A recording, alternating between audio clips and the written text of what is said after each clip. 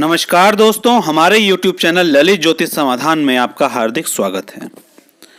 दोस्तों, आज के वीडियो में हम ये जानेंगे कि हनुमान जी की पूजा में आखिर वो ऐसी कौन सी छोटी छोटी गलतियां हैं जो हनुमान जी के भक्तों से हो जाती हैं और जिसके कारण फल उन्हें नहीं मिल पाता, या जिस फल की वो उम्मीद कर रहे होते हैं वो उन्हें नहीं मिल पाता।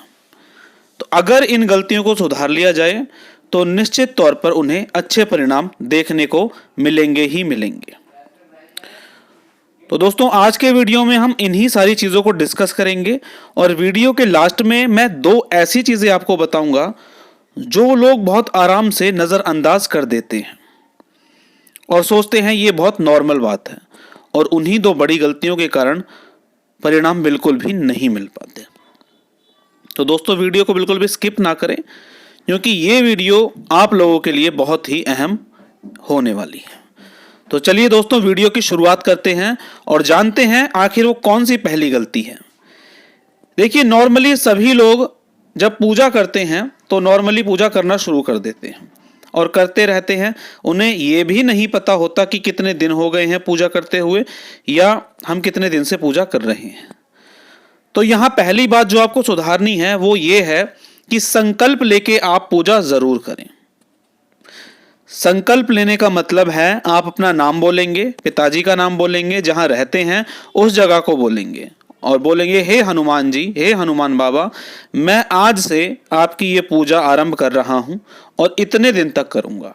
उसमें चाहे आप हनुमान जी का कोई मंत्र पढ़ें, हनुमान चालीसा पढ़ें, बजरंग बाण पढ़ें, सुंदरकांड का पाठ करें, लेकिन ये एक संकल्प होना चाहिए और वो संकल्प शुक्ल पक्ष के मंगलवार से ही शुरू होना चाहिए।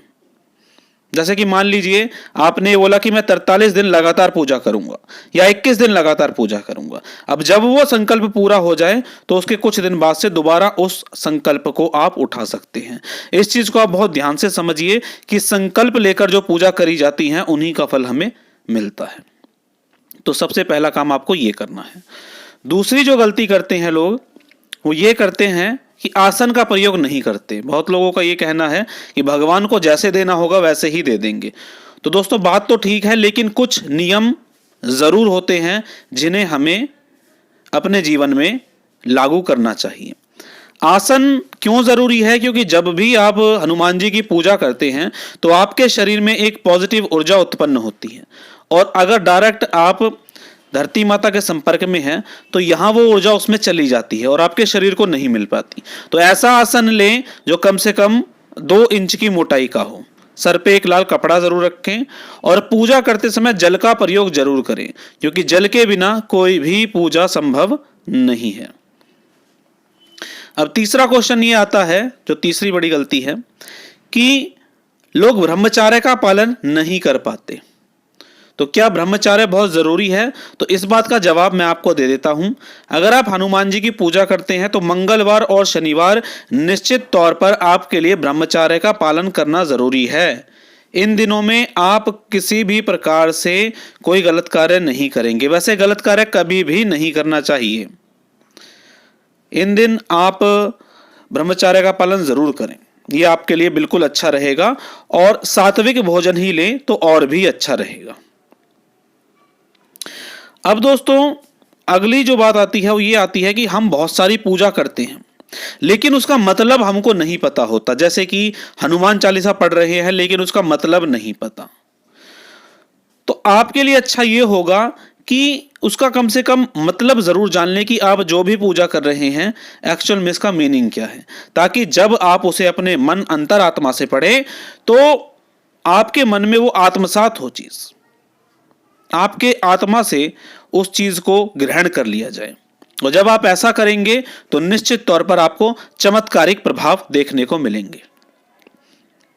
ऐसे भाई बहनों की हम बात करते हैं जो पढ़े लिखे नहीं हैं लेकिन हनुमान जी में उनकी अटूट श्रद्धा है। वो ना तो पढ़ सकते हैं ना लिख सकते हैं, आखिर वो हनुमान चालीसा या किसी भी मंत्र का जाप कैसे करें?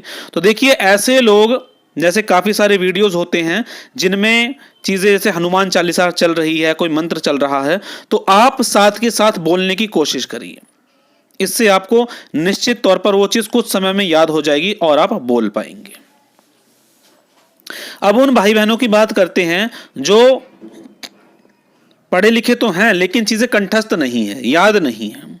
तो आप क्या करें, किसी भी मंत्र को, चाहे वो मंत्र है हनुमान चालीसा है, बजरंग बाण है, उसे किस तरह की पुस्तक में पढ़ना चाहिए ये मैं आपको बता रहा हूं।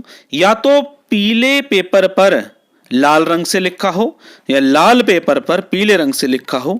अगर इस प्रकार की पुस्तक का आप हनुमान चालीसा या बजरंग बाण या किसी मंत्र का प्रयोग करते हैं तो आपके लिए बहुत अच्छा रहेगा। अब हम ये बात करते हैं, बहुत से लोगों का कहना यह है कि भगवान की पूजा करते रहेंगे तो सब कुछ ठीक हो जाएगा, और इस तरह वो भोग की तरफ बिल्कुल भी ध्यान नहीं देते कि भगवान को भोग लगाएं या ना लगाएं। तो दोस्तों यहां आप एक बात जान लीजिए कि भगवान को भोग लगाना बहुत ही ज्यादा जरूरी है। आप सभी जानते होंगे कि हनुमान जी को मंगलवार को भोग प्रसाद लगाया जाता है, तो इस दिन उन्हें आप भोग प्रसाद जरूर चढ़ाएं। अब क्वेश्चन ये आता है कि क्या लगाएं, तो आप बूंदी के लड्डू का भोग लगा सकते हैं, तुलसी दल का भोग लगा सकते हैं, गुड़ को थोड़ा सा घी में डुबोकर तब उसका भोग लगा सकते हैं। इन तीनों का ही भोग आपके लिए बहुत अच्छा रहता है। और जीवन में अगर कोई समस्या बड़ी है तो चोले का सामान जरूर चढ़ाएं। चोले के सामान में जो सबसे ज्यादा जरूरी चीज है वो है चमेली का तेल और सिंदूर। अगर इन दोनों को मिक्स करके आप हनुमान जी के शरीर पर लगाते हैं तो बड़ी से बड़ी समस्याओं का समाधान आपके जीवन में हो जाता है। अब एक बड़ी गलती लोग क्या करते हैं कि इस चीज में ही कंफ्यूज रह जाते हैं कि माला कौन सी प्रयोग करें या किस किस चीज का प्रयोग करें। तो देखिए यहां मैं ये समझा दूं कि पूजा जितनी सरल होगी उतना ही आपको फायदा मिलेगा। पूजा में माला का प्रयोग करें या मत करें, लेकिन एक समय निर्धारित करें। वो समय बिल्कुल एक होना चाहिए कि इस समय पर मैं पूजा करने बैठूंगा। आपके जिंदगी में बहुत से ऐसे काम होंगे जो आपके जीवन के लिए जरूरी होंगे, लेकिन अगर आप पूजा कर रहे हैं तो उन कामों को थोड़ी देर के लिए टाल दीजिए और पूजा उसी समय पर शुरू करें जो समय आपने संकल्प के समय पर बांधा था। और बिना माला के आप अपना टाइम लगा लीजिए कि मैं 1 घंटा इस मंत्र का जाप करूंगा, या मैं 1 घंटा हनुमान चालीसा पढ़ूंगा, या मैं आधे घंटे इस मंत्र का जाप करूंगा। अगर आप इस तरीके से चलते हैं तो आप देखिए कि आपको कितना ज्यादा फायदा मिलने वाला है दोस्तों। अब दोस्तों मैं उन 2 कारणों की बात करता हूं जो सबसे ज्यादा इंपॉर्टेंट है, जो बहुत ज्यादा इंपॉर्टेंट है और लोग इन्हें बहुत कैजुअल ले लेते हैं और देखते हैं कि फल क्यों नहीं मिल रहा। दोस्तों हमारे हनुमान जी को भगवान राम के अलावा इससे ज्यादा प्रिय और कुछ नहीं है। आप इस चीज को नोटिस करके देखें कि लोग हनुमान जी की पूजा बहुत करते हैं, लेकिन जब मंदिर जाते हैं तो राम जी के लिए ना तो किसी प्रकार का भोग लेकर जाते हैं, ना ही किसी प्रकार का सामान लेकर जाते हैं, और भगवान राम की जो मूर्ति होती है उसे बिल्कुल ही नजरअंदाज कर देते हैं। अगर आप ऐसा कर रहे हैं तो आप उनके जो सबसे स्वामी हैं, क्योंकि वो अपने स्वामी भक्त हैं, उनका अपमान कर रहे हैं और आपकी पूजा स्वीकार नहीं होगी। तो ऐसे में जब भी आप हनुमान जी को प्रसाद लगाएं, भोग लगाएं, चोला चढ़ाएं, या किसी प्रकार से भी आप हनुमान जी की पूजा करते हैं, तो ये बात अपने दिमाग में बिठा लीजिए कि राम जी को बिना भोग लगाए उनकी पूजा किए आपकी पूजा सफल नहीं हो सकती। तो राम जी को नजरअंदाज बिल्कुल ना करें। अगर आप हनुमान जी को भोग लगा रहे हैं तो राम जी को भी भोग जरूर लगाएं। ये बात जरूर ध्यान रखें, और हनुमान जी की पूजा से पहले राम जी की पूजा तो बहुत जरूरी है, ये बात आप अवश्य ही जानते होंगे। अब एक अंतिम कारण जिसे लोग यूं ही नजरअंदाज कर देते हैं। दोस्तों अगर आप हनुमान जी के पुजारी हैं और अगर आप अपने जीवन में एक नारी या एक पुरुष के प्रति समर्पित नहीं हैं तो हनुमान जी की पूजा का लाभ आपको कभी नहीं मिल सकता, भले ही आप कितने भी नियम और कानून फॉलो करें। यहां एक चीज ये बहुत गौर करने वाली है कि हनुमान जी किसके पुजारी हैं, किसके भक्त हैं? अपने स्वामी के, राम जी के। और राम जी हमेशा अपने जीवन में एक ही नारी के प्रति समर्पित रहे। तो अगर आप चाहते हैं हनुमान जी की कृपा पाना तो आपको अपने जीवन में एक नारी या एक पुरुष के प्रति समर्पित रहना पड़ेगा।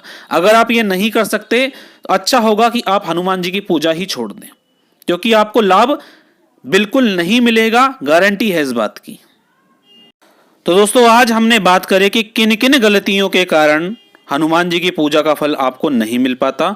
अगर आप हनुमान जी के पुजारी हैं तो जो भी बातें बताई गई हैं उन्हें अपने जीवन में उतारिए और आप देखेंगे कि कैसे आपको अच्छे फल मिलने लगेंगे, एक चमत्कार सा आप अपने जीवन में महसूस करने लगेंगे।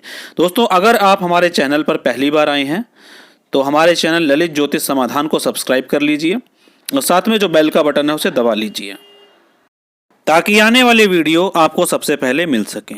दोस्तों वीडियो को अपने दोस्तों और रिश्तेदारों तक पहुंचाइए ताकि वो भी इसका लाभ उठा सकें। तो चलिए दोस्तों आज के वीडियो में बस इतना ही। मिलेंगे इसी तरह की कुछ जानकारियों के साथ अपने अगले वीडियो में। तब तक के लिए जय श्री राम।